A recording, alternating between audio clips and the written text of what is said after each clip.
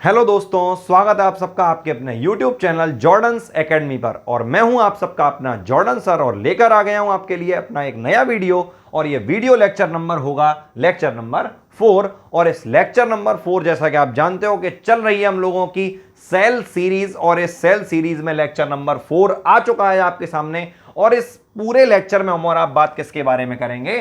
Cell wall के बारे में करेंगे, कोशिका भित्ति के बारे में करेंगे। दोस्तों, जैसा कि आप जानते हो, आपने हमारा पिछला वीडियो देख लिया होगा और आप ये समझ गए होंगे कि कोशिका भित्ति जो होती है वो केवल और केवल किसके पास में होती है? प्लांट सेल के पास में होती है। और इसके बारे में क्या क्या बातें हैं वो सभी बात आज हम लोग करेंगे। तो बिना देर करे अपने वीडियो को स्टार्ट करते हैं। सबसे पहले तो दोस्तों आपको बताना चाहते हैं कि लिखा है सामने कोशिका भित्ति, और कोशिका भित्ति की जो खोज की थी, ठीक है, तो जो कोशिका भित्ति के जो खोज करता है उनका नाम आप सबको मालूम होना चाहिए, रॉबर्ट हुक। ये इसलिए है क्योंकि जिस टाइम मैंने आपको समझाया था कि कोशिका की खोज किसने की थी? रॉबर्ट हुक ने। उस टाइम पर मैंने आपसे जरूर कहा होगा कि जो उन्होंने कोशिकाएं देखी थी वो कैसी थी दोस्तों?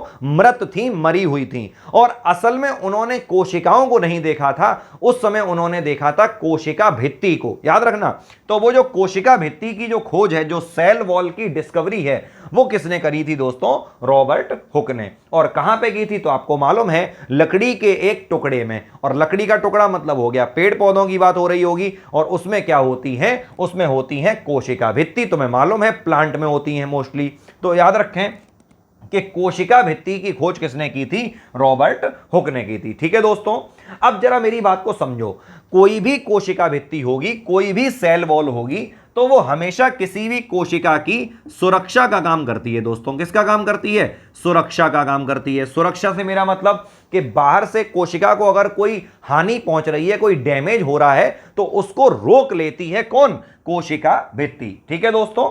अच्छा, एक बात और, एक यहां पे बात बनती है कि कोशिका को आकार देना। अब आप सब जानते हो, मैंने आपको बताया होगा कि जो कोशिका भित्ति होती है वो एक तरीके से सुरक्षा तो कर ही रही है, और मृत होती है, मतलब एक तरीके की डेड स्किन मान सकते हो तुम इसको। ठीक है, अब मृत है और कठोर भी है। इसका मतलब क्या हुआ कि किसी भी कोशिका को आकार देने का काम करती है। कौन करती है? कोशिका भित्ति। ठीक है दोस्तों, अब अगर हम बात करें कोशिका भित्ति की, तो आपको बताना चाहेंगे कि अगर आप बात करोगे कवक की, ठीक है भाई, तो जो कवक होते हैं जिसको तुम फंजाई बोलते हो, तो जो उनकी कोशिका भित्ति होती है वो दोस्तों बनी होती है, नाम सुना होगा तुम लोगों ने, काइटिन का। ठीक है दोस्तों, तो याद रखना कि काइटिन असल में पॉलीसैकेराइड है, ये तो आपको मालूम ही होगा, कोई बात नहीं। तो काइटिन जो होता है इसकी, या फिर आप एक और चीज भी होती है जिसको हम लोग बोलते हैं कवक सेलुलोस। ठीक है दोस्तों, तो कवक सेलुलोस एक असल में एक सेलुलोस है जो किसमें होता है? सेलुलोस भी क्या है? ये भी एक टाइप का पॉलीसैकेराइड है। तो ये दोनों चीजों की बनी हो सकती है किसी भी कवक की कोशिका भित्ति। ठीक है दोस्तों, अब अगली बात करें, अगर हम किसी भी जीवाणु की बात करते हैं, किसी भी बैक्टीरिया की बात करते हैं, तो उसमें भी पाई जाती है कोशिका भित्ति। तो याद रखना कि जो जीवाणुओं की कोशिका भित्ति होती है, बैक्टीरिया की कोशिका भित्ति होती है, उसको बेटा हम लोग नाम से जानते हैं पेप्टाइडोग्लाइकॉन। क्या नाम है? पेप्टाइडोग्लाइकॉन। याद रखें दोस्तों, पेप्टाइडोग्लाइकॉन के नाम से जानी जाती है किनकी कोशिका भित्ति? जीवाणुओं की। और ये बनी किसकी होती है? तो आपको बताना चाहूंगा, ये बनी होती है दोस्तों पॉलीसैकेराइड की। किसकी बनी होती है? पॉलीसैकेराइड की बनी होती है। ठीक है, और इसके अंदर थोड़ी सी मात्रा में प्रोटीन भी होता है। तो इस तरीके से अलग अलग चीजों की बनी होती है, लेकिन हम लोग इसको नाम क्या देते हैं? पेप्टाइडोग्लाइकॉन। ठीक है दोस्तों, तो अब कवक की क्लियर है, काइटिन और कवक सेलुलोस से। जीवाणुओं की क्लियर है बेटा, पेप्टाइडोग्लाइकॉन कहला रही है, और बनी किससे? पॉलीसैकेराइड से। लेकिन अगर हम बात करें आपसे किसी शैवाल के बारे में, जिसको आप एल्गी बोलते हो, तो जो शैवाल होते हैं इनकी कोशिका भित्ति जो बनी होती है वो बनी होती है या तो सेलुलोस की बनी होती है दोस्तों, याद रखें, या तो सेलुलोस की बनी होती है, या फिर आपने नाम सुना होगा हेमी सेलुलोस। क्या नाम है? Hemicellulose. ठीक है, तो इसकी भी बनी हो सकती है किसी भी कवक की कोशिका भित्ति, सॉरी शैवाल की कोशिका भित्ति। और अगर हम बात करें सबसे मेन चीज जो बात करेंगे पादपों की, पादप मतलब क्या है? जो सबसे मेन होते हैं पेड़ पौधों, तो पेड़ पौधों की जो कोशिका भित्ति होती है वो भी किसकी बनी होती है? सेलुलोज की और हेमी सेलुलोज की। ठीक है दोस्तों, तो याद रखना इतनी चीजों की बनी होगी। और क्या बनी होगी? पादपों की कोशिका भित्ति। कुल मिला के मैंने आपको बताया कि कवक, जीवाणु, शैवाल या फिर पादप, इनकी कोशिका भित्ति किस किस चीज की बनी हुई है। ठीक है, और याद रखें ये सभी में हमेशा सुरक्षा करने का काम भी करेगी और कोशिका को आकार देने का काम भी करेगी। अब अगर हम आपसे बात करना चाहें इसकी संरचना के बारे में, ठीक है, कि आखिर कोशिका भित्ति संरचना कैसी होती है, तो दोस्तों जरा समझ लो यहां पे बात को। अब हम आपको बता दें इसकी संरचना के बारे में। तो याद रखना कि असल में एक्चुअल इसके 3 परत होती हैं, मतलब कोशिका भित्ति। जैसा कि आप जानते हो, देखो आपने देखा भी होगा, मैंने एक कोशिका बना के अक्सर आपको दिखाई होगी, इस तरह की देखने में होती है। ये मान लो पादप कोशिका है, ये क्या है दोस्तों? ये है प्लांट सेल। ये क्या है? Plant cell. तो प्लांट सेल की ये जो आउटर कवरिंग तुम्हें नजर आ रही है, जो तुम्हें, यही क्या है दोस्तों? यही है कोशिका भित्ति।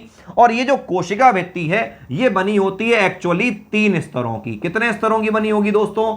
3 स्तरों की बनी होती है, जिसमें से पहला स्तर होता है प्राइमरी वॉल। ठीक है, जिसको हम लोग क्या बोलते हैं? Primary wall. प्राइमरी वॉल का मतलब आपको मालूम होना चाहिए प्राथमिक भित्ति। क्या कहते हैं दोस्तों? प्राथमिक भित्ति। जितनी बार आप हमारा साथ देंगे उतना ही आपको याद हो जाएगा।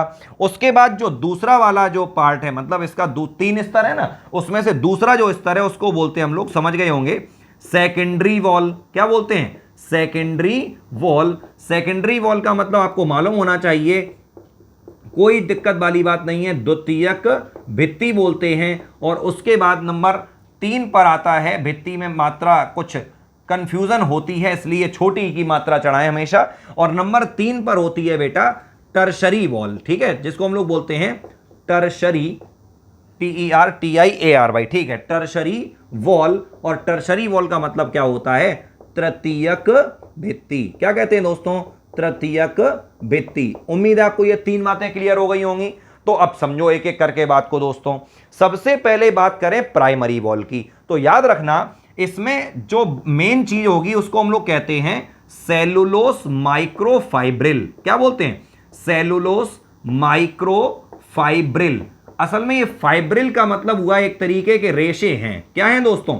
एक तरीके के रेशे हैं जो किसके हैं? सेलुलोज के हैं। और सेलुलोज आपको मालूम है एक तरीके का पॉलीसैकेराइड होता है। देखो हर बात को सुना करो, हर बात को समझा करो, एक बार केवल बात को सुन लो और हमेशा के लिए रेडी कर लो। क्या बोला मैंने? कि जो प्राइमरी वॉल होती है उसके बेटा प्राथमिक भित्ति जो होती है वो असल में किसकी बनी है? सेलुलोस माइक्रोफाइब्रिल की। और आपको हम बताना चाहते हैं कि इसमें होता है हेमी सेलुलोस भी। क्या होता है? Hemicellulose. एक तरीके का सेलुलोस का ही टाइप होता है जिसको हम लोग बोलते हैं हेमी सेलुलोस। लेकिन एक बात का याद हमेशा रखना कि जब हम लोग प्राइमरी वॉल की बात करते हैं तो उसमें हेमी सेलुलोस की मात्रा ज्यादा होती है और सेलुलोस की मात्रा थोड़ी सी कम होती है। उम्मीद है दोस्तों ये बात आपको क्लियर हो गई। चलिए आ जाइए नंबर 2 पे। और हां एक बात और बता दें, अब यहां पे हेमी सेलुलोस है और भी कुछ पदार्थ होते हैं, जैसे एक होता है दोस्तों पैक्टिन। क्या होता है?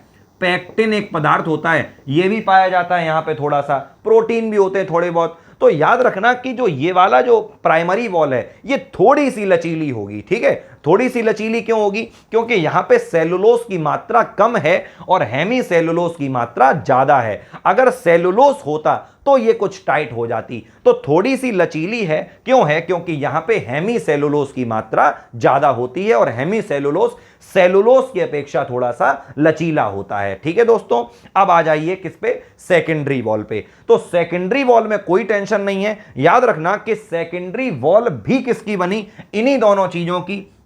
किसकी बनी? तो ये भी बनी सेलुलोस की और संग में क्या होता है दोस्तों? Hemicellulose. ठीक है, तो दोनों ही चीजें पाई जाती हैं किसमें बेटा? द्वितीयक वाली भित्ति में। लेकिन यहां पे आप इसको उल्टा कर दीजिए। उल्टा से मेरा मतलब कि यहां पे सेलुलोस की मात्रा ज्यादा हो जाएगी और हेमी सेलुलोस की मात्रा कम हो जाएगी। ठीक है दोस्तों, उम्मीद है आपको सेकेंडरी वॉल भी क्लियर हो गई।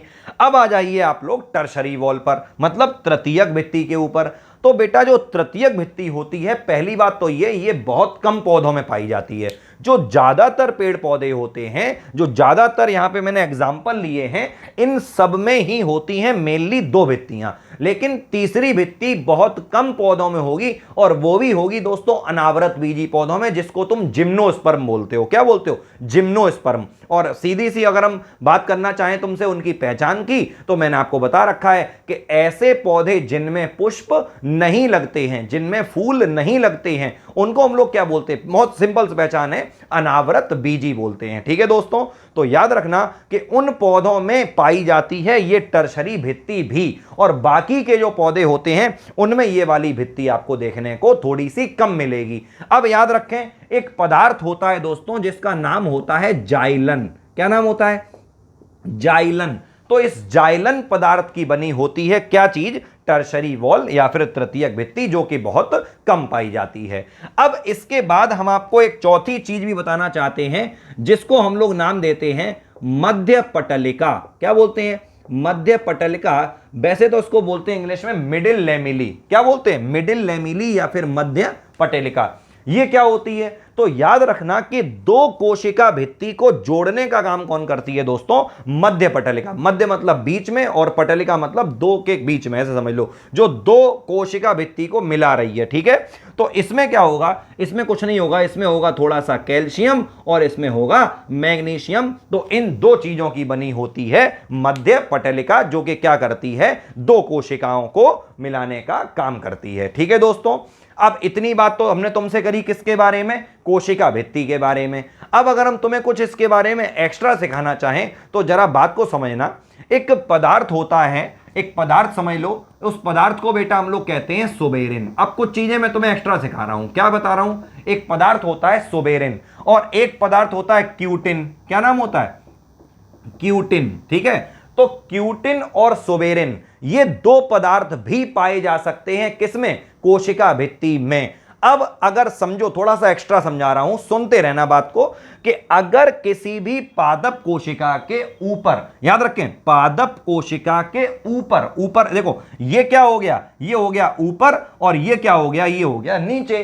तो अगर किसी पादप कोशिका के ऊपर कोई पदार्थ जमा है तो मोस्टली वो पदार्थ कौन सा होता है? क्यूटिन होता है। याद रखना कि पादप कोशिका के ऊपर एक पदार्थ होता है, इसको हम लोग क्या बोलते हैं? क्यूटिन। और इस क्यूटिन की वजह से जो कोशिका होती है, इसमें से जो पदार्थों का आवागमन होता है वो बहुत कम हो जाता है। मतलब ये समझ लो, इसके ऊपर एक आवरण चढ़ गया है, जिससे जो अंदर पदार्थ अगर जा भी रहे थे तो वो आराम से अब नहीं जा पाएंगे। ठीक है, मतलब कि जल है अंदर तो जल बाहर नहीं निकल पाएगा, मैं ये कहना चाहता हूं। अब आ जाओ बेटा किस पे? दूसरा मैंने क्या लिख रखा दोस्तों? सोबेरिन। अब सोबेरिन भी क्या है? ये एक ऐसा पदार्थ है जो कि कोशिका में अंदर की तरफ जमा हो जाता है। अंदर मतलब अंदर से जमा, समझ में आ गया होगा? अंदर से जमा हो जाएगा और अंदर से जमा होगा, लेकिन काम वही करेगा कि मतलब कोशिका के अंदर जितनी भी चीजें हैं उनको बाहर आराम से वो नहीं जाने देगा। याद रखना दोस्तों, जो निकल रहे थे यहां से या फिर यहां पे भी थोड़े थोड़े से छिद्र होते हैं, आपको भी समझाएंगे उसके बारे में, वो भी मैं बताऊंगा। कि आप सोचोगे सर अभी तो आपने बोला सर मृत है, मरी हुई है, फिर आखिर कोई भी चीज आर पार कैसे जा रही है? तो वो भी मैं समझाऊंगा कैसे जा रही है, बस मेरी बात को सुनते रहो। ठीक है, तो इसके अंदर से भी जो पदार्थ आर पार जा पा रहे थे वो नहीं जा पाएंगे जब अंदर से जमा हो जाएगा सोबेरिन और बाहर से जमा हो जाएगा क्यूटिन। ठीक है दोस्तों, अब हम बात करते हैं उन छिद्रों की। उन छिद्रों से मेरा मतलब कि इस पूरी कोशिका भित्ति में इस तरीके से बहुत ही छोटे छोटे से छिद्र पाए जाते हैं दोस्तों। उन छिद्रों को हम लोग एक नाम, छिद्र मतलब होता है छेद, ठीक है, उन छिद्रों को नाम देते हैं प्लाज्मोडेस्मेटा। क्या बोलते हैं? प्लाज्मोडेस्मेटा। याद रखना दोस्तों कि कुछ छिद्र होते हैं कोशिका भित्ति के ऊपर, उन छिद्रों को क्या कहा जाता है? प्लाज्मोडेस्मेटा। और प्लाज्मोडेस्मेटा की खोज, अब बता, इतना डीप तो नहीं जाना लेकिन फिर भी सुन लो कि प्लाज्मोडेस्मेटा जो छिद्र हैं इनकी खोज करी थी दोस्तों स्ट्रॉसबर्गर ने। किसने करी थी? स्ट्रॉसबर्गर ने। तो इन्होंने दोस्तों इसकी खोज करी थी, इस बात का आप लोग याद रखना। तो कोई बात नहीं, तो जो प्लाज्मोडेस्मेटा होते हैं ये ऐसे छिद्र होते हैं जो कि किसी भी पदार्थ को बाहर ले जा सकते हैं और या किसी पदार्थ को अंदर ले जा सकते हैं, या फिर इसके अंदर जो भी जल भरा हुआ है या जीव द्रव्य है उसको एक कोशिका से दूसरी कोशिका, चूंकि कोशिकाएं मिली हुई हैं तो एक कोशिका से दूसरी कोशिकाओं में ले जाने का काम करते हैं। तो इन छिद्रों को हम लोग क्या बोलते हैं? प्लाज्मोडेस्माटा बोलते हैं। ठीक है दोस्तों, तो ये थी हमारी कंप्लीट कोशिका भित्ति के बारे में जनरल नॉलेज। और बाकी जो नॉर्मल सी बात है कि कोशिका भित्ति सहारा देती है, कोशिका की रक्षा करती है, मृत होती है, निर्जीव होती है, इसकी खोज रॉबर्ट हुक ने की थी, ये सब बातें तो इसमें बड़ी ही जनरल होती हैं। ठीक है दोस्तों, तो उम्मीद करता हूं कि आपको हमारा ये वीडियो पसंद आ गया होगा, और अगर पसंद आया तो वीडियो को आप लाइक कर सकते हैं और हमारा उससे हौसला बढ़ेगा, और आपका साथ मिलता है तो बड़ा अच्छा लगता है। ईमानदारी से उस खुशी को जब आप लाइक करते हो मैं शायद डिनोट नहीं कर सकता हूं। ठीक है दोस्तों, तो इसलिए हमारे साथ बने रहिए और इसी तरह से देखते रहिए जॉर्डन्स एकेडमी को। आज के लिए धन्यवाद, आज का वीडियो यहीं तक है। बहुत बहुत धन्यवाद। जय हिंद, जय भारत।